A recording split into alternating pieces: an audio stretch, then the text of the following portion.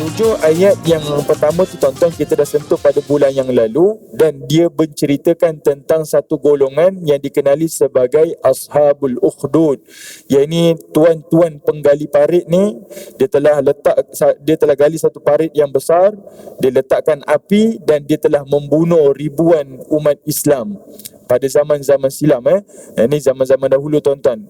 Kalau tengok dalam hadis riwayat Imam Muslim, dalam tafsir-tafsir yang muktabar, yang ini merujuk kepada cerita tentang seorang raja yang perintahkan rakyatnya memerintahkan rakyatnya untuk menyembahnya sebagai raja dan juga Tuhan. Bismillahirrahmanirrahim. Assalamualaikum warahmatullahi wabarakatuh. Alhamdulillahi rabbil alamin. Nahmaduhu wa nasta'inuhu wa nastaghfiruh. ونعوذ بالله من شرور أنفسنا ومن سيئات أعمالنا من يهده الله فلا مضل له ومن يضلل فلا هادي له أشهد أن لا إله إلا الله وحده لا شريك له وأشهد أن محمدا عبده ورسوله اللهم همنا رشدنا وعذنا من شر نفسنا ربي زدنا علما نافعا وارزقنا فهما اللهم فهم النبيين وحفظ المرسلين وإلهام الملائكة المقربين برحمتك يا أرحم الراحمين سبحانك لا علم لنا إلا ما علمتنا إنك أنت العليم الحكيم ولا حول ولا قوة إلا بالله العلي العظيم. Amma ba', alhamdulillah, pertamanya kita syukur pada Allah Subhanahu wa taala di atas kesempatan masa yang Allah Taala berikan kepada kita sehingga kita dapat hadir dan duduk di dalam majlis ilmu untuk pagi ini. Mudah-mudahan Allah Subhanahu wa taala mencatatkan kebaikan, kerahmatan dan juga keberkatan dalam kehidupan kita. Apatah lagi tuan-tuan, Allah Taala sebut secara khusus antara keistimewaan mereka yang mendirikan solat subuh berjemaah ni, seperti mana yang disebutkan dalam surah Al-Isra, kata Allah Ta'ala, wa Qur'anal Fajr, inna Qur'anal Fajri kana mashhuda, iaitu Allah Ta'ala menyebutkan, dan mereka yang mendirikan salat fardu subuh, sesungguhnya salat fardu subuhnya itu telah diperhatikan oleh mashhud, iaitu merujuk kepada golongan para malaikat. Ibadah yang kita dirikan ini tuan-tuan dilihat oleh ribuan malaikat dan akan dicatat sebagai laporan kepada Allah Subhanahu wa taala. Dan istimewanya tuan-tuan, dalam majlis ilmu kita pagi ini kita akan membicarakan tentang ayat-ayat Allah Subhanahu wa taala, khususnya melalui wahyu Allah. Dan di sini ada satu kelebihan juga yang Nabi sallallahu alaihi wasallam sebutkan, ceritakan kepada kita tentang mereka yang mempelajari Al-Quran di dalam rumah-rumah Allah Taala. Sebelum saya sebutkan hadis ni tuan-tuan, saya nak buatkan satu perumpamaan betapa gembiranya sahabat Nabi sallallahu alaihi wasallam yang bernama Ubay bin Ka'ab setelah Nabi sallallahu alaihi wasallam terima satu wahyu daripada Allah, iaitu surah Al-Bayyinah, lam yakunil ladzina kafaru min ahlil kitab. Kemudian Allah Taala perintahkan kepada Nabi sallallahu alaihi wasallam dalam riwayat Al-Bukhari, kata Nabi sallallahu alaihi wasallam, wahai Ubay bin Ka'ab, Allah perintahkan kepadaku untuk membaca surah lam yakunil ladzina kafaru, iaitu surah Al-Bayyinah ini kepada engkau wahai Ubay bin Ka'ab. Lalu Ubay bin Ka'ab pun bertanya pada Nabi sallallahu alaihi wasallam, ya Rasulullah, adakah Allah Taala menyebut namaku? Kata Nabi sallallahu alaihi wasallam, ya, Allah Taala telah menyebut namamu, iaitu Allah perintahkan Nabi dan Allah Ta'ala kata bacalah surah ini kepada Ubay bin Ka'ab. Maknanya Allah sebut nama Ubay bin Ka'ab. Disebabkan tu tuan-tuan, Ubay bin Ka'ab menangis terharu, namanya telah disebut oleh Allah Ta'ala. Sudah tentu ada amalan yang dilakukan oleh Ubay bin Ka'ab sehingga dia mendapat perhatian dan keistimewaan daripada Allah, iaitu Allah menyebut namanya. Kalaulah orang yang kita cintai menyebut nama kita tuan-tuan, itu satu penghargaan yang kita rasa yang tertinggi. Apatah lagi yang menyebut nama kita ni adalah Rabbul Alamin, Tuhan yang menciptakan sekalian alam ni. Dan Nabi SAW menyebutkan ada amalan yang membuatkan nama kita akan disebut oleh Allah Ta'ala. Bukan sekadar disebut, bahkan Allah memuji nama kita di hadapan mereka yang berhampiran dengan Allah, iaitu golongan Al-Muqarrabun. Malaikat-malaikat yang hampir dengan Allah, Allah akan sebut nama kita. Apa dia tuan-tuan? Nabi sebut dalam satu hadis riwayat Imam Muslim daripada Anas bin Malik. Kata Nabi SAW, "Majtama'a qaumun fi baiti min buyutillah yatlu kitab Allah wa yatadarasunahu bainahum illa tanazzalat alaihim." Kata Nabi SAW, tidaklah satu kumpulan, satu kaum yang berkumpul di dalam rumah-rumah Allah, masjid mahupun surau, kemudian yatlu kitab Allah, kemudian mereka membaca Al-Quran, wa yatadarasunahu bainahum, dan mereka mengulang kaji, mempelajari Al-Quran sesama mereka, illa tanazzalat alaihim, melainkan mesti Allah Ta'ala akan turunkan kepadanya. Di sini Nabi sebut 4 keistimewaan. Siapa yang membaca Quran, belajar Quran dalam masjid, Nabi sebut ada 4 perkara yang dia akan perolehi. Pertama, kata Nabi SAW, iaitu as-sakinah. Allah Ta'ala akan menurunkan ketenangan dan ketenteraman dalam jiwanya. Ketenangan dan ketenteraman ni tuan-tuan disebut sebagai al-jannatul ajilah, iaitu syurga yang Allah segerakan di dunia. Kalau syurga di dunia ni Allah Ta'ala tak beri kita masuk tuan-tuan, maknanya tak diberikan ketenangan dan ketenteraman dalam hati kita, maka kata Syekhul Islam, maka sudah tentu kita tidak akan dapat masuk ke dalam syurga yang sebenar di akhirat kelak. Jadinya tuan-tuan, pentingnya dapat ketenangan. Allah Ta'ala turunkan musibah, Allah Ta'ala turunkan kesusahan, Allah Ta'ala turunkan ujian, hatinya tenang belaka, hatinya rasa tenteram, dan hatinya tidak mudah gundah gulana. Yang ini dijamin oleh Allah. Innal abrara lafi na'im. Sesungguhnya orang yang mentaati Allah, yang dikenali sebagai al-abrar, lafi na'im, mereka akan tenggelam di dalam kenikmatan, sama ada dunia maupun akhirat sana. Okey, di akhirat tenggelam dengan kenikmatan syurga, di dunia dia akan tenggelam dalam kenikmatan ketenteraman. Seperti mana disebutkan oleh para ulama silam, kalau penguasa hendak penjarakan aku, maka itu adalah satu peluang untuk aku mendekatkan diri kepada Allah. Kalau penguasa menghukum aku, membuang daerah, membuang negeri, itulah masa untuk aku melihat kebesaran ciptaan Allah. Dan kalau penguasa, pemerintah membunuh aku, itulah peluang aku mati syahid di jalan Allah. Tidak ada sesuatu yang berjaya merampas ketenangan dalam hati mereka, kerana Allah Ta'ala letakkan al-jannatul ajilah, iaitu as-sakinah, ketenangan dan ketenteraman bagi orang-orang yang dekat dengan Allah Ta'ala. Dan yang kedua, siapa yang mempelajari Quran di dalam rumah Allah, wa ghashiyatuhumur rahmah, Allah Ta'ala akan meliputi kehidupannya, dirinya dengan rahmat, iaitu dengan kasih sayang daripada Allah. Kalau Allah sayang kita tuan-tuan, tidak ada sesuatu yang boleh menyusah dan menyakiti kita, sama ada di dunia maupun di akhirat. Sebab tidak ada kekasih yang akan menyakiti kekasihnya, dan tidak ada kekasih yang akan menyusahkan kekasihnya. Yang ketiga tuan-tuan, Nabi SAW sebutkan bagi mereka yang mempelajari Quran dalam rumah Allah, wa haffathumul malaikah, dan mereka ini akan dikelilingi oleh para malaikat. Dan yang keempat tuan-tuan, yang ini kemuncaknya, kata Nabi SAW, siapa yang mempelajari Quran di dalam rumah Allah, wa dzakarahumullahu fi man 'indah, namanya akan disebut-sebut oleh Allah di hadapan mereka yang berada di sisi Allah Subhanahu wa Ta'ala. Seperti mana Ubay bin Ka'ab, Allah Ta'ala menyebut namanya secara khusus tuan-tuan, maka kita pun ada peluang seperti mana Ubay bin Ka'ab untuk disebut nama kita oleh Allah Subhanahu wa Ta'ala. Jadi mudah-mudahan tuan-tuan, hadis ini menjadi motivasi kita pagi ini, semangat untuk kita terus belajar dan terus kita tadabbur ayat-ayat Allah Subhanahu wa Ta'ala. Baik, insya-Allah tuan-tuan, untuk pagi ini kita akan sambung membaca surah Al-Buruj. Dan kita akan sambung pada ayat yang ke-8. Bismillahirrahmanirrahim. Surah Al-Buruj adalah surah yang ke-85. Jadi saya jemputlah pada tuan-tuan, ibu-ibu, ayah-ayah dirahmati oleh Allah, untuk sama-sama dengan saya kita buka Quran ataupun kita buka Quran terjemahan kita melalui smartphone tu untuk tengok ayat-ayat Allah Subhanahu Wa Taala. Surah Al-Buruj, surah yang ke-85, ayat yang ke-8.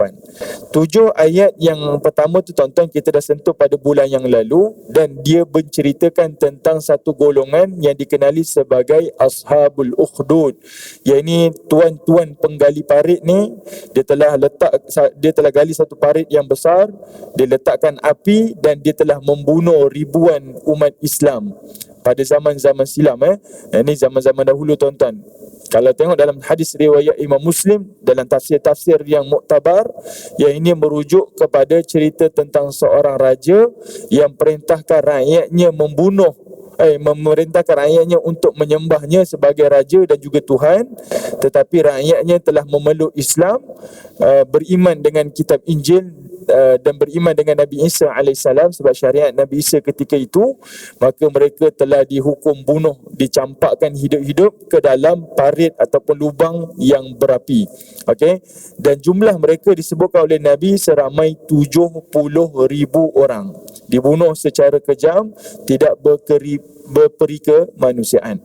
Dan Allah Ta'ala sebutlah sampai ayat ke-7. Manakala pada ayat yang ke-8 dan ke-9, Allah Ta'ala sebutkan sebabnya kenapa mereka dibunuh oleh raja-raja mereka, hanya kerana وَمَا نَقَمُوا مِنْهُمْ. Tuan-tuan perhatikan ayat yang ke-8, kata Allah Ta'ala, mereka tidaklah naqamu minhum, menyeksa orang-orang mukmin ini, illa, melainkan, an yu'minu billahil azizil hamid, hanya kerana orang mukmin ini beriman kepada Allah yang al-aziz al-hamid, yang maha perkasa lagi maha terpuji. Hanya itu sahaja alasannya. Tidak ada pun tuan-tuan orang mukmin ini yang melakukan jenayah. Tidak ada pun orang mukmin ini menjadi kudeta, nak meruntuhkan sesuatu kerajaan pemerintah. Tidak ada pun. Hanya kerana beriman kepada Allah, mereka telah dizalimi dan dihukum bunuh. Yang ini tuan-tuan, seperti mana saya sebutkan dahulu, dia menjadi semangat kepada sahabat-sahabat Nabi. Sebab surah ni diturunkan pada fasa Nabi dakwah dalam keadaan darurat, iaitu bermula daripada tahun ke-4 kenabian sampailah ke tahun ke-10 kenabian, yang tuan-tuan dengan cerita zaman Bilal bin Rabah diseksa, Sumayyah diseksa, Ammar bin Yasir diseksa. Kan ni sahabat-sahabat Nabi ni, ada yang diseksa, yang dibunuh, yang dizalimi. Ni zaman-zaman dia. Antara surah yang menjadi pemangkin semangat, sabar, tabah untuk hadapi ujian ni tuan-tuan, antaranya surah Al-Buruj. Sebab Allah datangkan contoh, sebelum kamu mengalami situasi ni, kamu tak bersendirian. Ada generasi sebelum kamu pun telah melalui zaman yang sama, perkara yang sama. Mereka pertahankan akidah dan mereka telah dizalimi oleh raja-raja mereka terdahulu. Samalah juga tuan-tuan, ke zaman kita pun begitu juga. Hanya kerana kita berniqab, bertudung, berhijab, maka kita telah diganggu dengan pemerintah. Kita telah disusahkan. Ini bukan negara kita tuan-tuan, tapi tengoklah pada negara luar, di Perancisnya, di Kashmirnya, di Pataninya, kan, di Indianya, di Rohingyanya. Ni orang yang tak melakukan apa-apa jenayah, hanya kerana mereka berpegang kepada iman pada Allah, tapi mereka telah disakiti dan dizalimi. Allah Ta'ala sebut ni tuan-tuan, ni contoh untuk kita. Kemudian Allah Ta'ala sebutkan allazi lahu mulkus samawati wal ard. Memanglah orang mukmin ni beriman kepada Allah dan takut hanya kepada Allah, sebab dialah Allah allazi lahu mulkus samawati wal ard, sebab dialah raja pemilik yang memegang kerajaan yang berada di langit dan juga kerajaan di bumi. Apa gunanya orang mukmin takut kepada kamu wahai Quraisy, sedangkan kamu ni hanya pemerintah di Mekah saja, bukan pemerintah di Taif, bukan pemerintah dekat Yathrib, bukan pemerintah dekat Bahrain. Kamu hanya memerintah di Mekah, sedangkan orang mukmin beriman dengan Tuhan adalah Al-Malikul Muluk, raja segala raja yang memegang kerajaan langit dan bumi. Lebih layak lagi orang mukmin takut kepada Allah berbanding takut kepada Abu Jahal, Abu Lahab dan mana-mana kerajaan manusia. Dan kemudian Allah Ta'ala kata, Wallahu ala kulli syai'in syahid. Dan Allah lah ala kulli syai'in syahid, yang akan memandang, memerhatikan, menjadi saksi atas apa yang berlaku. Di sini tuan-tuan menjadi juga ketenteraman hati kepada orang mukmin, sebab ada yang dah ditindas, dizalimi dan dibunuh. Kita boleh faham di sini tuan-tuan, bagi orang yang dah ditindas dan dizalimi oleh pemerintah-pemerintah zaman tu, bila Allah Ta'ala kata aku menjadi saksi tuan-tuan, artinya Allah mengetahui sedalam mana kesakitan yang kamu alami, kesusahan mana yang kamu alami, aku akan balasinya dengan ganjaran yang lebih baik. Itu kamu jangan risau, jangan khawatir. Itu jaminan aku kepada orang mukmin. Manakala ancaman Allah kepada orang kafir yang menyusahkan orang mukmin, seteruk mana kamu zalimi orang mukmin, kamu beringat, nanti aku akan hukum setimpal dengan perbuatan kamu kepada orang mukmin. Orang mukmin dengar tuan-tuan, ini menjadi ketenangan. Sebab Allah kata, aku syahid menyaksikan apa yang berlaku kepada kamu. Kamu jangan risau apa-apa, jangan khawatir, sebab aku yang akan menjaga dan melindungi kamu. Baik, selesai tuan-tuan. Ni 2 ayat. Ayat yang ke-10 tuan-tuan perhatikan. Di sini Allah Ta'ala sebut satu ancaman besar. Kata Allah, innal ladzina fatanul mu'minina wal mu'minat, sesungguhnya orang-orang ashabul ukhdud yang membunuh orang mukmin 70,000 orang tadi tuan-tuan, yang menyusahkan orang mukmin lelaki dan juga wanita, thumma lam yatubu, kemudian mereka tidak bertaubat kepada Allah, falahum azabu jahannam, maka bagi mereka azab neraka jahannam, walahum azabul harik, dan bagi mereka azab yang membakar. Ayat 10, tuan-tuan perhatikan sungguh. Ayat 10 ni kalau tuan-tuan perhatikan, tuan-tuan akan nampak ayat ni secara harfiah, literal, dia tidak ada apa-apa pun, sama je. Kamu melakukan maksiat, dosa, membunuh orang mukmin, kamu tak bertaubat, kamu masuk dalam neraka Allah jahannam. Itu saja. Kan? Tetapi tuan-tuan, kata Hasan Al-Basri di balik ayat ini membuktikan betapa luasnya rahmat dan kasih sayang Allah. Kenapa tuan-tuan? Sebab Allah letakkan satu isyarat pada kalimah thumma lam yatubu, kemudian mereka tidak bertaubat. Apa maksudnya tuan-tuan? Rupa-rupanya Allah Ta'ala nak bagi tahu pada kita, raja dan pemerintah, menteri-menteri yang bersetongkol tadi tu, yang merancang membunuh 70,000 orang mukmin, menikmati pemandangan yang paling ngeri, seorang-seorang dibunuh hidup-hidup tuan-tuan dalam api tu, 70,000 orang. Dia telah membunuh orang yang beriman kepada Allah. Kemudian mereka kalau tak bertaubat, masuk neraka. Kalau mereka bertaubat, Allah ampunkan dosa mereka dan mereka tidak akan masuk ke dalam neraka Allah. Tuan-tuan nampak? Dosa yang mereka lakukan adalah membunuh 70,000 orang mukmin. Taubat sahaja selesai, Allah Ta'ala ampunkan dan mereka jauh daripada azab neraka Allah. Nampak tuan-tuan? Betapa luasnya rahmat Allah. Kalaulah mereka yang telah membunuh 70,000 orang pun Allah Ta'ala boleh ampuni dosanya, apatah lagi kita tuan-tuan yang tak pernah membunuh manusia. Sebab itu dalam satu hadis riwayat Al-Bukhari tuan-tuan, cerita yang sedia maklum, masyhur cerita ni. Ada seorang lelaki yang telah membunuh 99 orang. Dia dah bunuh 99 orang tuan-tuan. Allah Ta'ala datangkan perasaan bersalah, sesal dalam hati dia. Lalu kata Nabi SAW, dia berjumpa dengan orang kampungnya, tanyakan, siapa orang yang paling alim yang berada di dunia ni? Saya nak jumpa dengan dia, sebab saya nak bertaubat kepada Allah Ta'ala. Lalu ditunjukkan ada dua orang. Satu seorang alim, seorang lagi adalah orang abid, ahli ibadah, dan juga orang yang ada ilmu. Lalu lelaki ni yang membunuh orang ni tuan-tuan, dia pergi jumpa dengan seorang ahli ibadah, seorang abid ni. Dia kata, wahai tuan, saya dengar orang kampung kata tuan ni orang yang paling alim, paling soleh di zaman ni. Boleh bagi tahu pada saya macam mana saya nak bertaubat kepada Allah kerana saya telah membunuh 99 orang. Nabi sebut tuan-tuan 99 orang dia dah bunuh dah. Kata abid ni tuan-tuan, orang yang ahli ibadah ni, dia kata apa? Kalau kamu dah membunuh 99 orang, tidak ada lagi peluang taubat kepada kamu. Apa pembunuh ni buat tuan-tuan? Dia bunuh abid tu cukup yang ke 100. Dia bunuh tuan-tuan, dalam hati dia rasa sesal lagi, bersalah. Lalu dijumpa dengan orang yang kedua, iaitu orang yang alim, yang ada ilmu. Lalu orang yang alim dia kata apa tuan-tuan?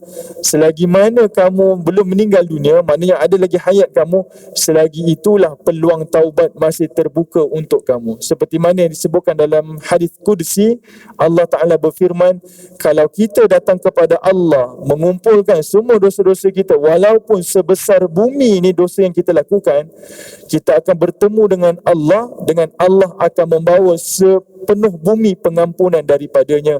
Syaratnya jangan syirik kepada Allah, itu saja. Bawalah dosa mana besar pun tuan-tuan, Allah akan bawa pengampunan sebesar itu juga, asalkan jangan syirik kepada Allah Ta'ala. Dengar tu tuan-tuan, pembunuh yang bunuh 100 orang ni tenang hati dia. Boleh saya bertaubat? Ya, masih lagi ada peluang untuk kamu bertaubat. Tidak ada orang yang boleh halang kamu daripada bertaubat. Kemudian dia kata, macam mana saya nak bertaubat? Antara yang dicadangkan oleh orang alim ni tuan-tuan, iaitu kamu keluar daripada kampung ni, pergi kampung sekian, kampung tu ada orang alim, bergaulah dengan orang soleh dan sebagainya. Hari tu juga tuan-tuan, pembunuh ni balik ke rumah dia, packing bag, keluar daripada kampung, hijrah. Bila dia hijrah tuan-tuan, dan hari itu juga Allah Ta'ala takdirkan dia meninggal dunia. Dalam perjalanan dia nak menuju ke kampung baru tu, Allah Ta'ala matikan dia. Dia mati tuan-tuan, kata Nabi SAW, ada dua kumpulan malaikat turun untuk mengambil roh si pembunuh ni. Pertama, kumpulan malaikat rahmat, satu lagi kumpulan malaikat azab. Masing-masing berebut nak ambil roh ni. Kalau malaikat azab ambil dia, maksudnya dia ni ahli neraka lah, ahli maksiat. Kalau malaikat rahmat ambil dia, itu namanya dia ni orang saleh, ahli syurga. Nak pendek cerita tuan-tuan, di antara dua malaikat ni bertelagah. Dua kumpulan malaikat ni bertelagah. Malaikat rahmat kata, saya lebih layak untuk ambil roh si pembunuh ni, yang si mati ni, sebab dia telah membawa hati yang mengandungi taubat kepada Allah untuk menuju Allah Ta'ala. Nak hijrah tu membawa hati yang penuh taubat ni, maka kamilah yang mengambilnya. Tapi kata malaikat azab, tak boleh, sebab lelaki ini tak pernah sesaat pun dalam hidup dia bertaubat ataupun dia melakukan ketaatan pada Allah. Tak pernah buat sujud pun, tak pernah. Hanya ada perasaan taubat saja, tak pernah melakukan amal soleh. Lalu kata Nabi SAW, Allah turunkan satu lagi malaikat, yang mana malaikat ini bertukar menjadi manusia, menjadi hakim. Ini saya bukan cerita bohong tuan-tuan, tuan-tuan boleh tengok sama dalam hadis ni. Dan kata Nabi SAW, malaikat yang satu ni turun, dan dialah yang mengadili. Katanya, kita ukur langkah si pembunuh ni, dia sama ada dia mendekat ke arah kebaikan, iaitu kampung yang baru, ataupun dia jauh ataupun dekat dengan tempat kejahatan, kampung yang dia tinggalkan. Ukur tapak kakinya tuan-tuan, tengok rupa-rupanya tapak kakinya itu lebih dekat menuju ke arah kebaikan dan jauh meninggalkan keburukan. Lalu mayat pembunuh, roh pembunuh ni tuan-tuan, diambil oleh malaikat rahmat. Allah Ta'ala terima taubatnya dan Allah Ta'ala masukkannya ke dalam syurga Allah. Sedangkan tuan-tuan, orang ni tak pernah sesaat pun melakukan apa-apa ketaatan pada Allah, tak pernah lakukan amal soleh, hanya ada perasaan taubat dalam hatinya. Allah ampuni dia, Allah masukkan ke dalam syurga. Ini luasnya rahmat dan pengampunan daripada Allah Ta'ala. Sebab itu tuan-tuan, di sini ingat, dosa yang kita lakukan tak sebesar macam Ashabul Ukhdud dah bunuh 70,000 orang. Tapi Allah Ta'ala tetap memberikan peluang pengampunan daripadanya. Tuan-tuan yang dirahmati oleh Allah, sebenarnya tuan-tuan, dalam kehidupan kita ni, lahir sahaja kita di bumi, seperti mana disebut dalam hadis Nabi SAW, semua antara kita layak masuk syurga, wajib masuk syurga. Kenapa? Sebab kita ni datangnya daripada syurga. Adam AS, Allah ciptakan lahirnya, dia punya surat beranaknya tuan-tuan, tempat kelahirannya adalah syurga, fil jannah. Dan memang kita akan kembali ke dalam syurga. Siapa yang lahir di dunia sempakat wajib balik ke syurga. Seperti mana Nabi sebut dalam satu hadis, kullu ummati, semua umatku, yadkhulunal jannah, semuanya pakat masuk dalam syurga Allah. Tapi Nabi letakkan satu pengecualian, istisna, kata Nabi, illa man aba, kecuali orang yang enggan masuk syurga. Sahabat Nabi tanya tuan-tuan, kita pun tertanya-tanya, ada ke orang tak nak masuk syurga ni? Ada tuan-tuan. Kita tanya siapa-siapa pun, sama ada dia mukmin tak mukmin, sama ada dia orang soleh, orang ahli maksiat, siapa nak masuk syurga semua pakat angkat tangan tuan-tuan. Tapi kata Nabi, illa man aba, ada juga orang tak nak masuk syurga, sedangkan dia memang adalah dilahirkan untuk masuk syurga. Sahabat Nabi tanya, ya Rasulullah, man ya'ba, wahai Rasulullah, siapa yang tak nak masuk syurga tu? Kata Nabi SAW, man a'tani yadkhulul jannah, siapa yang mentaati perintah aku dan perintah Allah, dia akan masuk syurga. Wa man asani, dan siapa yang bermaksiat, mengingkari perintah aku dan perintah Allah, faqad aba, itulah orang yang enggan masuk syurga. Okey, ayat ini kita jelas tuan-tuan, Nabi sebut syurga memang layak untuk kita, memang kita akan masuk, cuma kita sendiri yang memilih untuk tak nak masuk ke dalam syurga Allah Ta'ala.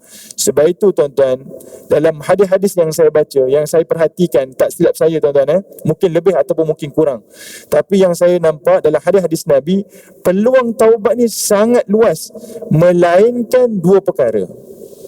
Siapa-siapa yang melakukan apa-apa dosa tuan-tuan, jangan putus asa daripada rahmat Allah. Sebab Allah Ta'ala tetap mengampuni kita. Melainkan manusia yang melakukan dua dosa. Ni pantangnya tuan-tuan. Jangan buat dua dosa ni. Apa dia? Pertama, iaitu jangan syirik kepada Allah. Siapa yang syirik, dia bertaubat, kembali beriman pada Allah, mati dalam iman, dia tetap masuk syurga Allah. Tapi jangan mati dalam keadaan syirik. Jangan mati dalam keadaan kita percaya perkara khurafat, perkara tahyul, perkara tangkal dan sebagainya. Tolonglah tuan-tuan, bersihkan akidah kita solid, beriman hanya keimanan pada Allah. Tidak ada pada perkara-perkara yang lain. Dan yang kedua tuan-tuan, yang ini kita kena ingatkan kita dan diri keluarga kita. Kata Nabi SAW, kullu ummati mu'afan, semua umat aku mu'afan, layak mendapat pengampunan dan kemaafan daripada Allah, illal mujahirin. Tuan-tuan perhatikan Nabi sebut, melainkan, kecuali orang yang al-mujahirin. Dia bukan al-muhajirin, tuan-tuan. Muhajirin orang yang berhijrah.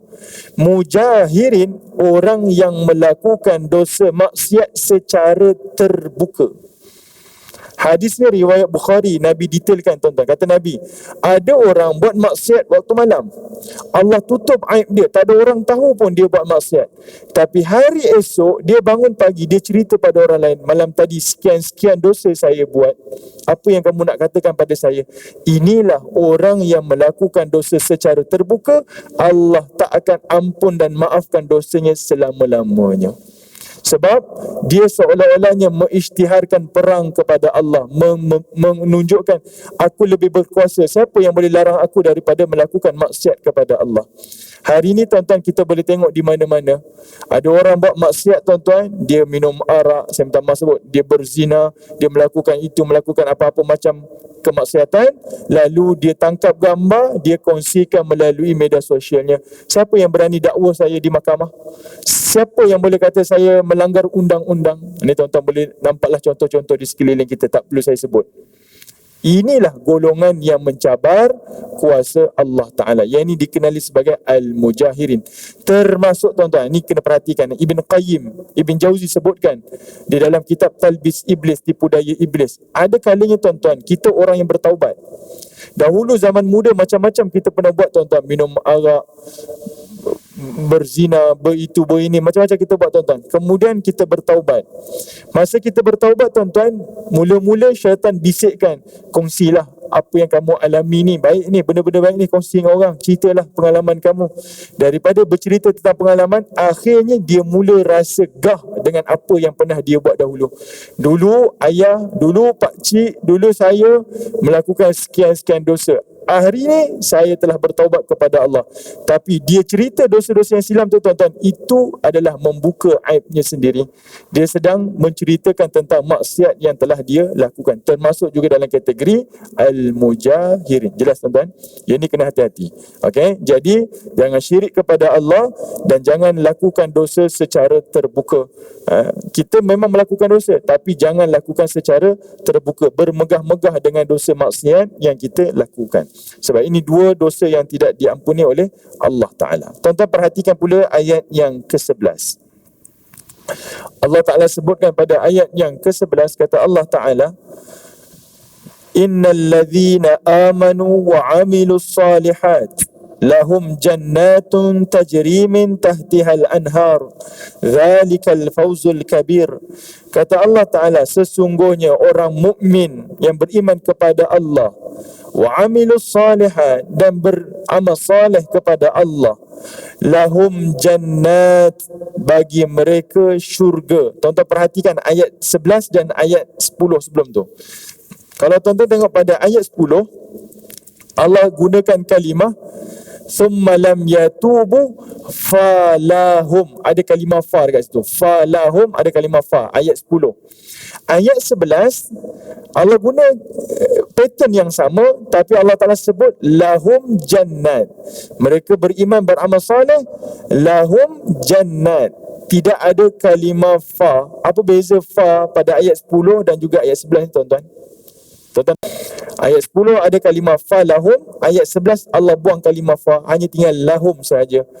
Para ulama tafsir kata tuan-tuan, fa itu menunjukkan asbab. Okey, sebab musabab dia, seolah-olahnya dia melakukan maksiat, maka disebabkan maksiat itulah menjadi sebab dia masuk dalam neraka Allah. Tapi bagi mereka yang beriman dan beramal soleh, belum tentu lagi iman dan amal soleh itu menjadi asbab dia masuk syurga Allah. Sebab syurga Allah masuk atas ihsan Allah, atas sebab rahman dan rahim Allah, bukan kerana amal soleh kita. Nampak? Kalau orang buat maksiat tadi, ada kalimah fa tu menunjukkan kerana dosa lah dia masuk dalam neraka.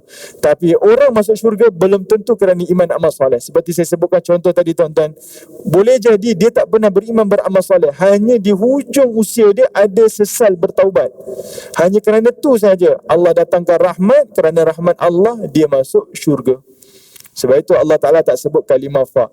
Dan di sini tuan-tuan menjadi satu ingatan pada kita, jangan overconfident dengan amal soleh yang kita lakukan. Jangan rasa saya lebih baik daripada orang lain. Jangan rasa kita ni orang masjid lebih baik daripada orang lain. Sebab kita masuk syurga atas tiket rahmat Allah, bukan kerana amalan kita. Sebab itu dalam satu hadis yang sahih tuan-tuan, Nabi ceritakan ada dua orang lelaki bersaudara. Seorang lelaki yang ahli ibadah, seorang lelaki ahli maksiat. Di antara duanya tuan-tuan, ahli ibadah ni sentiasa pesan pada saudara dia, kamu tinggalkan maksiat kamu, tinggalkan maksiat kamu, kembali pada Allah. Kata ahli maksiat ni tuan-tuan, kamu jangan hiraukan aku, itu antara aku dengan Tuhan sahaja, kamu jangan pedulikan aku. Berulang-ulang kali tuan-tuan dia pesan, sehinggalah orang yang ahli maksiat ni dia marah kepada orang ahli ibadah, duk pesan-pesan benda yang sama tuan-tuan. Taubatlah, taubatlah. Dia kata, kamu jangan pedulikan aku dah, ini urusan aku dengan Allah. Bahasanya tuan-tuan kasar, sombong. Dan kata ahli ibadah, kalau begitulah Allah tak akan ampuni kamu selamanya dan kamu tak layak masuk syurga Allah. Kata Nabi SAW, tuan-tuan, dua-dua mati dan kembali kepada Allah, berdiri di hadapan Allah di mahsyar. Kata Allah Ta'ala kepada ahli ibadah, kamu masuk nerakaku, kamu ahli maksiat masuk ke dalam syurgaku. Terbalik, tuan-tuan. Kenapa Nabi cakap macam itu, tuan-tuan? Sebab Nabi nak bagi tahu kepada kita, tak ada orang boleh menjamin seseorang boleh masuk neraka maupun syurga. Tidak ada. Tidak boleh, tuan-tuan. Sebab Allah Ta'ala tegur dalam hadis tu, kata Nabi SAW, Allah kata kepada orang yang melakukan ahli ibadah, apa yang menyebabkan kamu boleh jamin seseorang masuk neraka tak dapat masuk syurga Allah? Adakah kamu menguasai, lebih mengetahui daripada aku? Dan kata Abu Hurairah, tuan-tuan, kerana ucapannya tersebut, tergelincir sikit ucapannya, tuan-tuan, dia telah memusnahkan kehidupannya di dunia dan juga di akhirat. Sebab itu, tuan-tuan, hati-hati dengan ucapan kita. Dan di situ menjadi dalil kepada kita, tuan-tuan, jangan tengok ahli maksiat ini sebagai ahli neraka. Sebenarnya ada peluang di sisi Allah, taubat di sisi Allah untuk seseorang masuk ke dalam syurga Allah. Dan setiap amalan yang kita lakukan belum jaminan tiket kita masuk syurga Allah. Sebab syurga Allah itu atas tiket rahmat daripada Allah Ta'ala. Jadi Allah Ta'ala kata orang mukmin yang beriman beramal saleh masuk dalam syurga. Tajri min tahtihal anhar, dan di bawah syurga itu akan mengalir sungai-sungainya. Zalikal fawzul kabir, demikianlah kejayaan yang besar. Kenapa kejayaan besar, tuan-tuan? Sebab di sini ada kejayaan dunia dan juga ada kejayaan akhirat. Kenapa?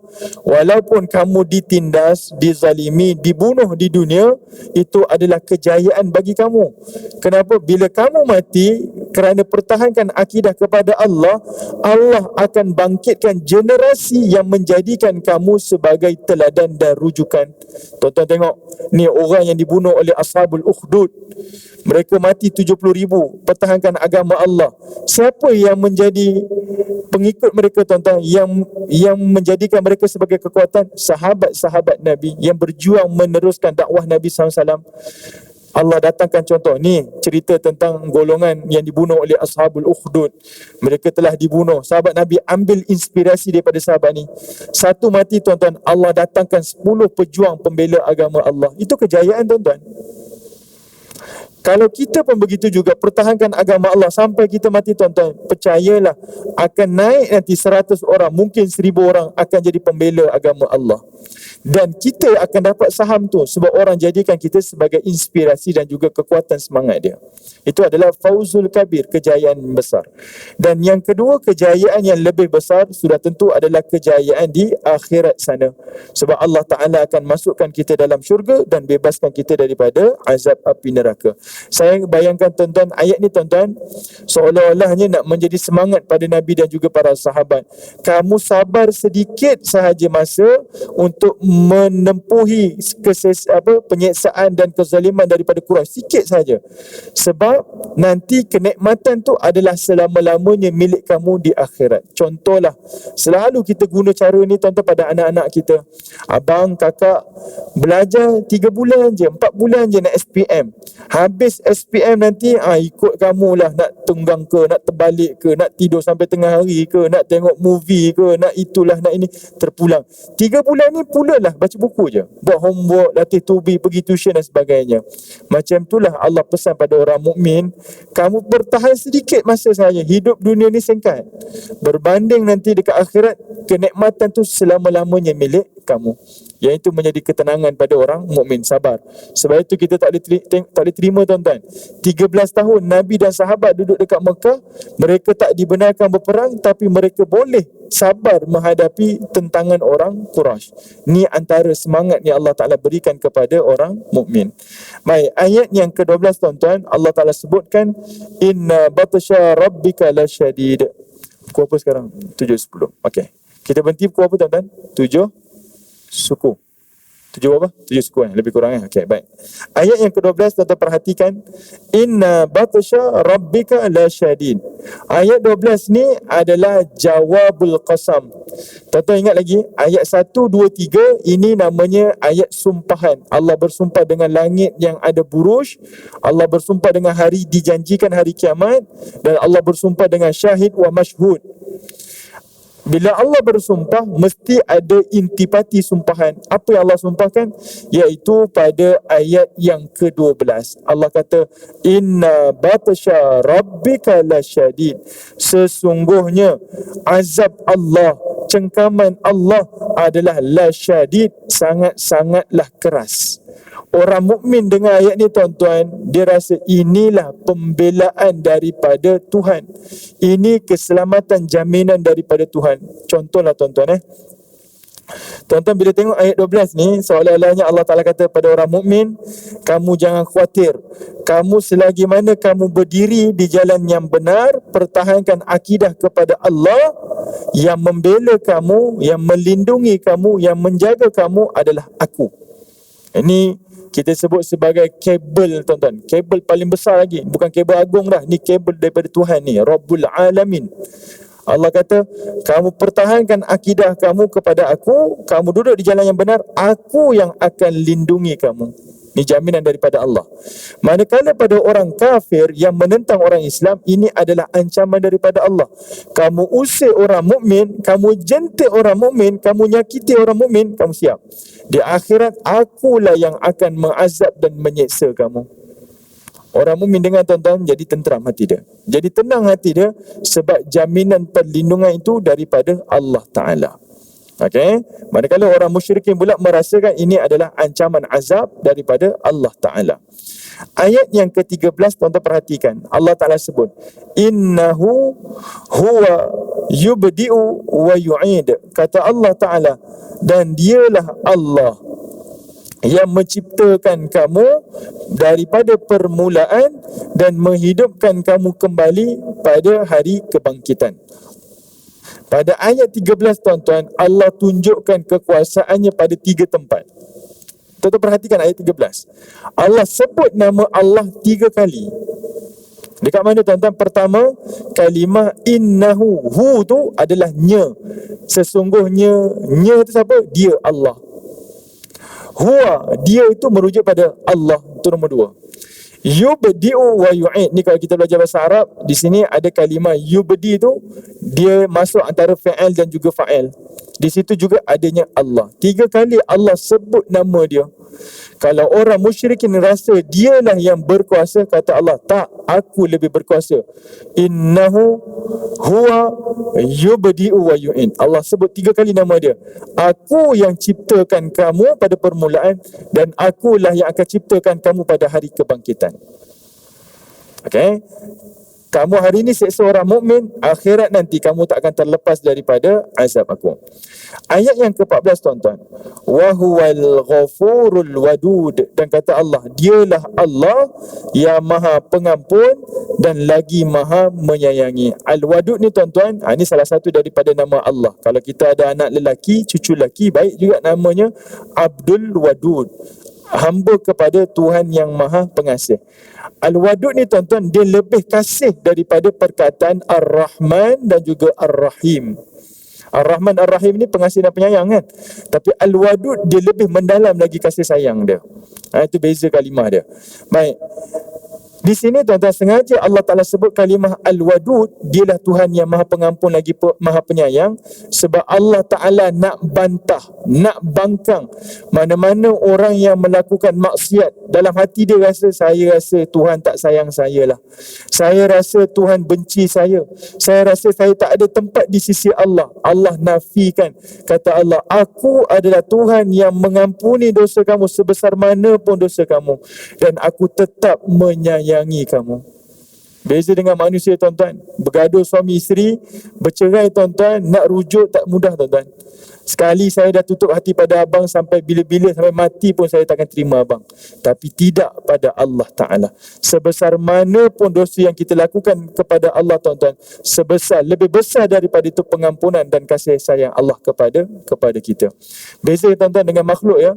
Makhluk kalau dia ni keras azabnya, zalim sesaatnya tuan-tuan, dia tidak ada perasaan kasih dan sayang. Tapi tidak pada Allah Ta'ala. Dia keras azabnya pada orang yang mengingkari arahan Allah, tapi dalam masa sama Allah Ta'ala tetap kasih kepada hamba-Nya. Ini beza Allah Ta'ala dengan makhluk. Ayat 15 tuan-tuan, saya cepat-cepat ya tuan-tuan, kita nak habiskan terus ya. Zul Arshil Majid, kata Allah Ta'ala, dan dialah Allah yang memiliki arash lagi terpuji. Tuan-tuan perhatikan kalimah Al-Majid, ada dua bacaan kiraat. Maknanya kalau imam baca, boleh baca dengan kalimah Zul Arshil Majidu. Dalam Quran tuan-tuan ditulis kalimah Al-Majidu, dal tu berbaris depan. Dan juga dibenarkan membaca Zul Arshil Majidi, dal berbaris bawah. Boleh, dua-dua boleh dibaca. Ini sahih daripada Nabi SAW. Kalau ikut baris ni tuan-tuan, ada yang baca Al-Majidu, ada yang baca Al-Majidi.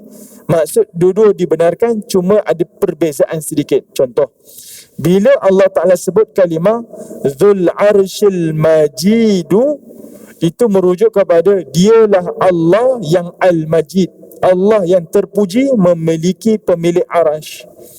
Tapi kalau baca Zul Arshil Majidi dalam berbaris bawah, bermaksud dialah Allah pemilik arash yang terpuji.